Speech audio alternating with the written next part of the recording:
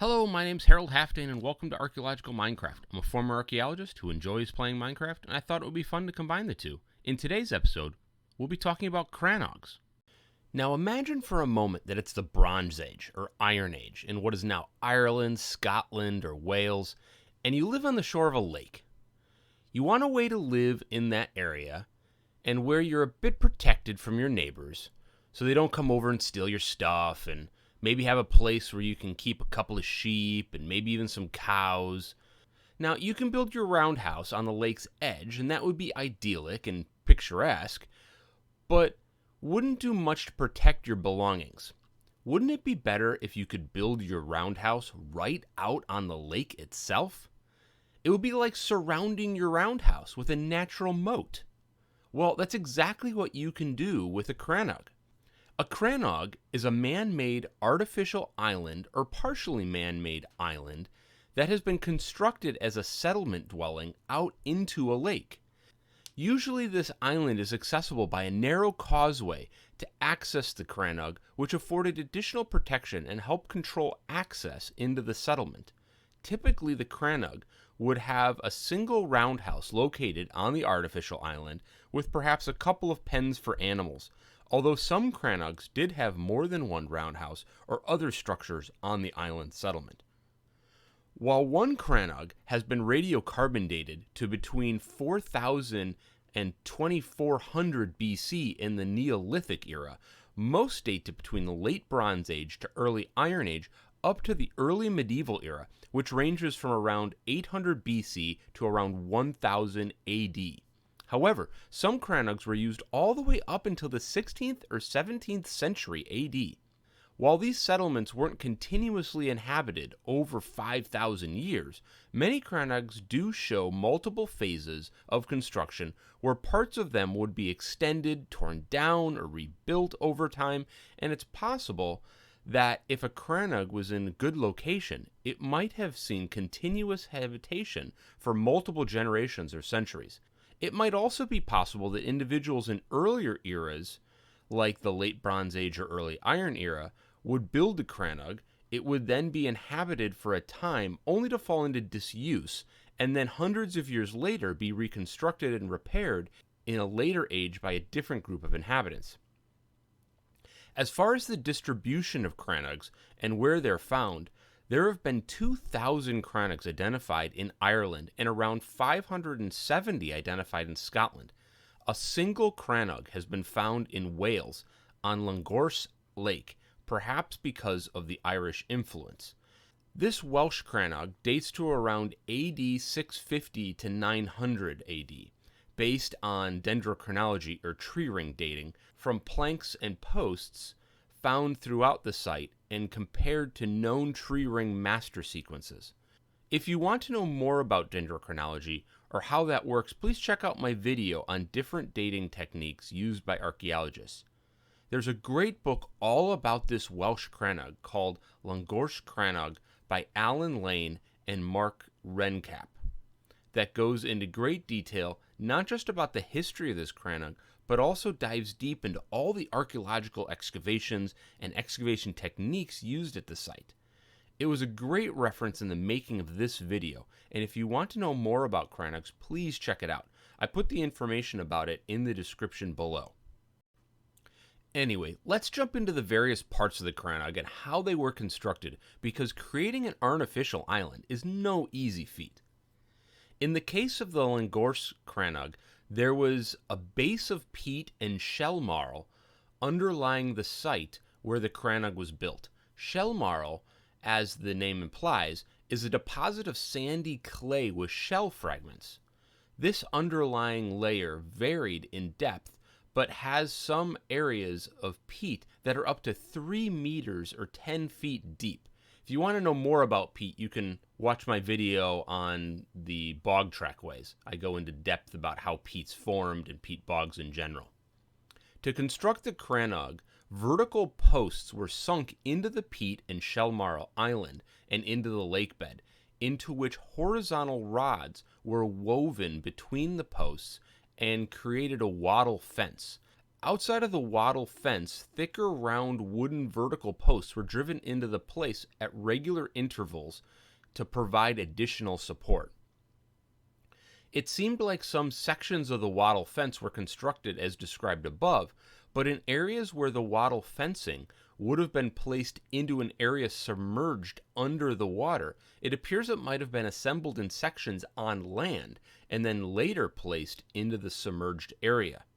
These wattle fences were laid out into different sections and represent additional extensions to the Crannog. So it wasn't as if the whole Crannog was built in one phase or one season. Once a section of wattle fence was placed, a horizontal layer of roundwood branches were laid on top of the peat layer within the wattle fence sections. These branches were carefully laid out and were aligned in the same direction within each fence section. In effect, this created a large interlaced wooden raft. Once the branch layer was laid out, horizontal beams were placed over top and secured in place by use of wooden pegs. Some of these horizontal beams were 3 meters or 10 feet long and were around 132 millimeters by 126 millimeters, or about 5 inches by 5 inches wide and thick.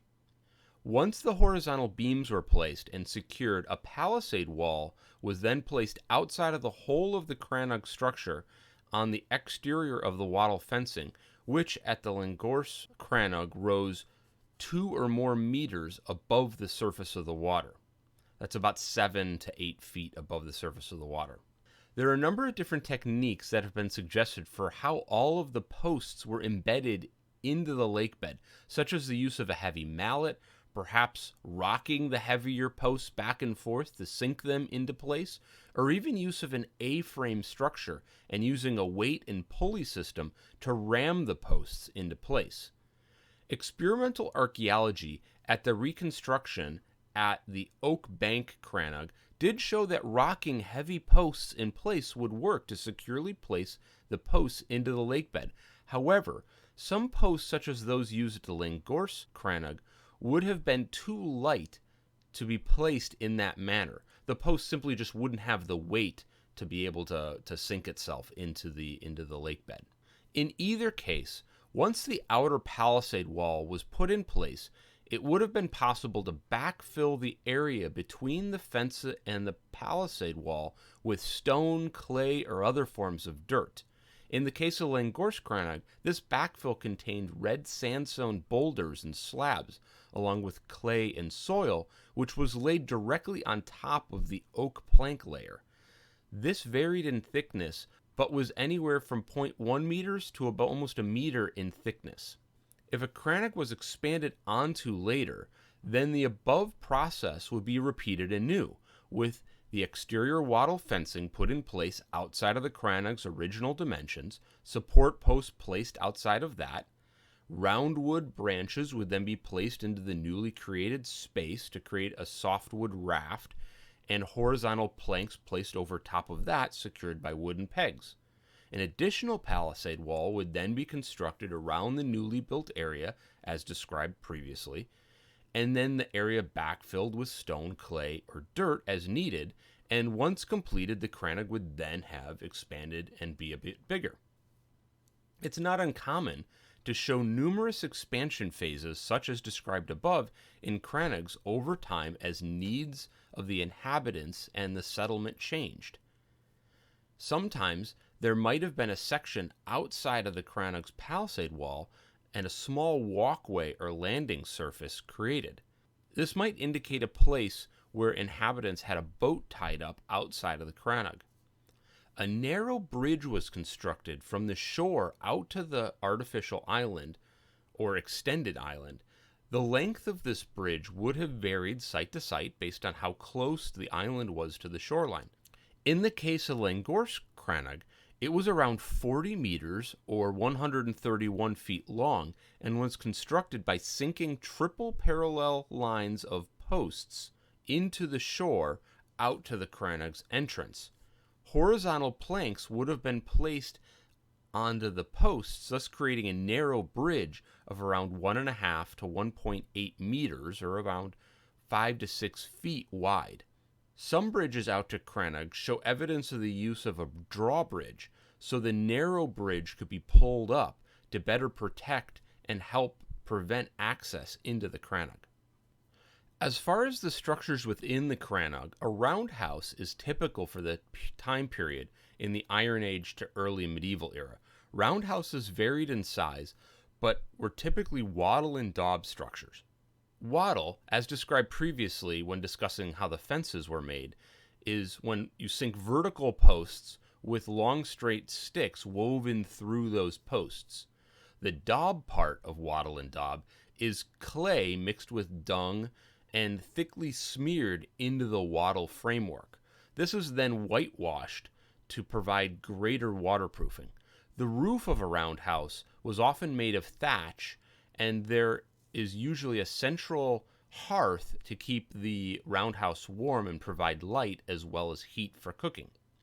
There would not typically be a hole in the roof to allow smoke from the fire to permeate out, but experimental archaeology has showed that despite not having a hole in the roof, the roundhouse doesn't typically get very smoky, as the smoke rises in pools at the top of the high roundhouse roof and then permeates out through the thatch where it can slowly escape.